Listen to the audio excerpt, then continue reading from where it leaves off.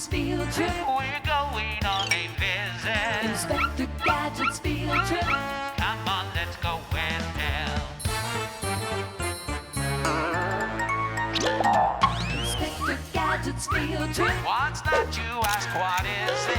Inspector Gadget's field trip. Well, no one wants to miss it.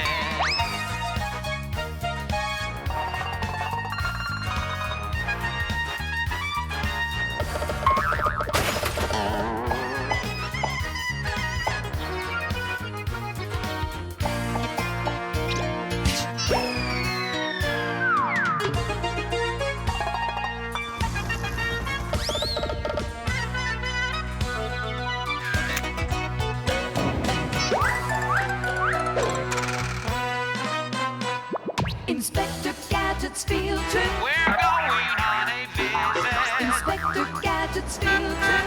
Come on, let's go with him. New places, new faces. Inspector Gadget's field trip.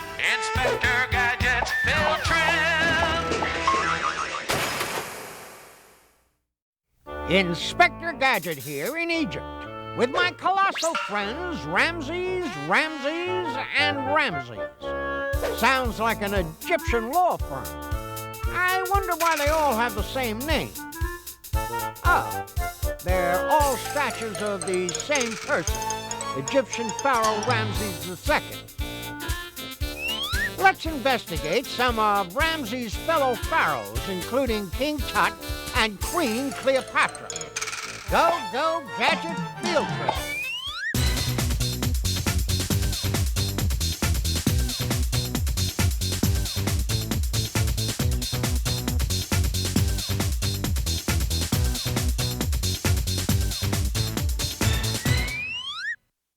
Egypt is in the northeastern corner of Africa, tucked between the Red Sea and the Mediterranean Sea.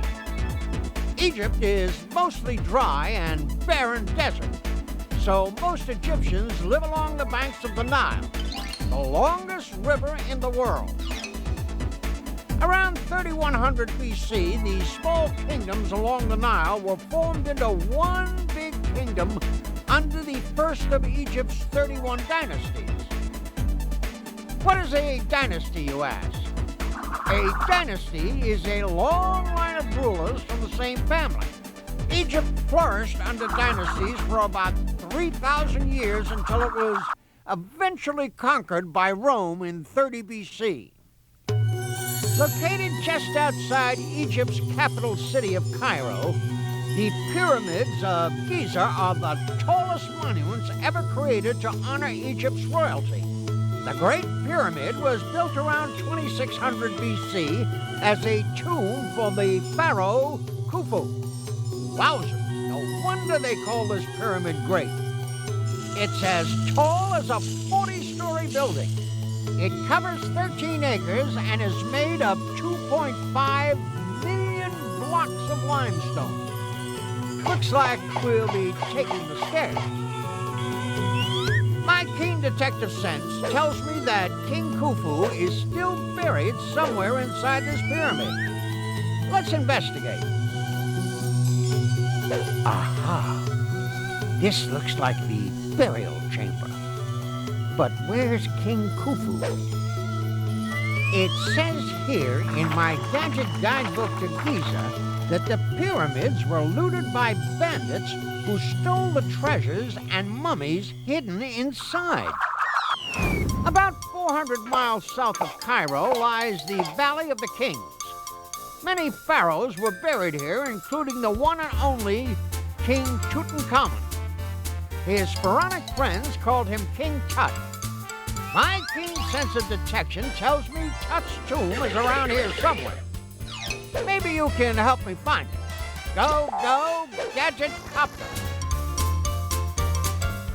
Aha! Just as I suspected. Tut's tomb. But where's his pyramid? Would you believe his mummy had it moved? Would you believe his daddy? How about my Uncle Gadget's Sphinx? By about 1800 BC, pyramids went out of style. However, a new kind of royal burial ground was devised. The Newer tombs were chiseled right into the side of a mountain here in the Valley of the Kings. Inside these tombs, you can walk deep inside magical halls covered with hieroglyphs. This was an ancient form of writing which used pictures to represent words and sounds. Wowzers! Once upon a time, this was the eternal resting place of King Ramses IV. Like Giza, most of the tombs in the Valley of the Kings were looted by treasure hunters. So, what did the fourth Ramses have in common with Tutankhamun? They were both buried here, but Tut's treasures have been taken far away to the city of Cairo. Let's explore. Let's go to Cairo's Egyptian Antiquities Museum. Wowzers! Mummies and coffins and cats. Oh my! Looks like the Tut treasures just barely outnumber the Tut tourists. Wowzers! This stuff must have cost King Tut a pyramid of pennies.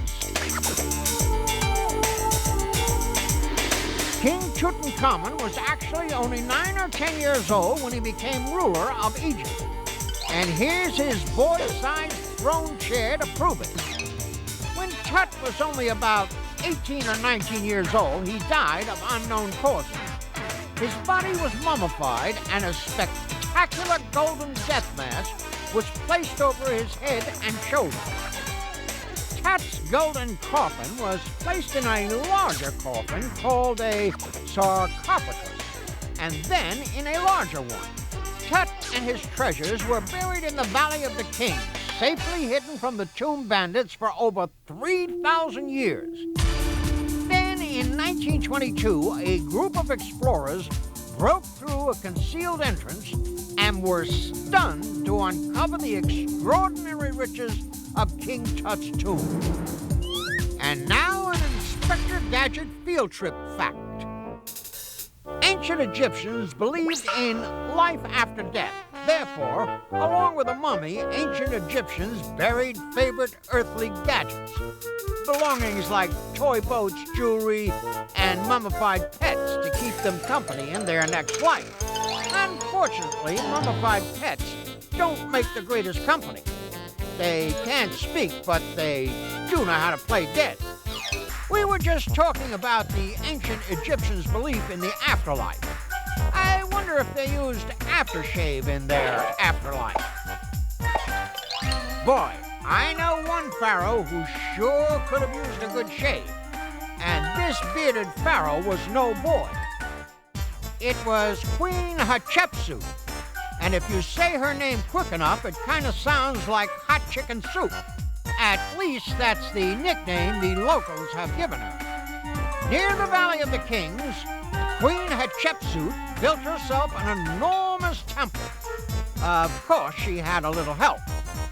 The temple had massive columns and stone guards.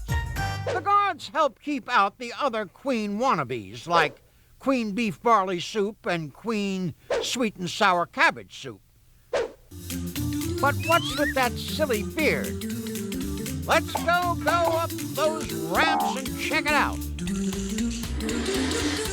A fake beard was a symbol of kingship and was worn by both male and female pharaohs during special occasions. During her reign, Queen Hatshepsut was a pretty popular pharaoh. Her Egyptian high school class even voted her most likely to lead. At last, we come to Egypt's final pharaoh, whose life reads like an ancient Egyptian soap opera.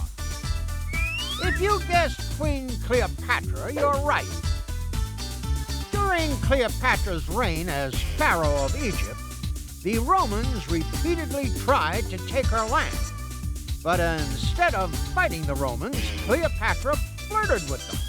By becoming the girlfriend of Roman leader Julius Caesar, Cleopatra successfully kept parts of Egypt under her rule. In 44 BC, Julius Caesar was killed, and Mark Antony took control of part of the Roman Empire. So Cleopatra conveniently became Mark Antony's girlfriend. When Mark Antony died, Cleopatra finally realized that her lipstick diplomacy probably wasn't going to save Egypt from the Roman Empire. So, at the age of 39, Cleopatra ended her own life, possibly by a venomous bite from a cobra, the very symbol of Egyptian royalty. Talk about biting the hand that feeds you. I hope you had a good time in our field trip through Egypt, peeking at the pyramids, tooling around the tombs, and clowning around with Cleopatra. Until next time, go, Gadget Field Trip. Do, do, do, do, do.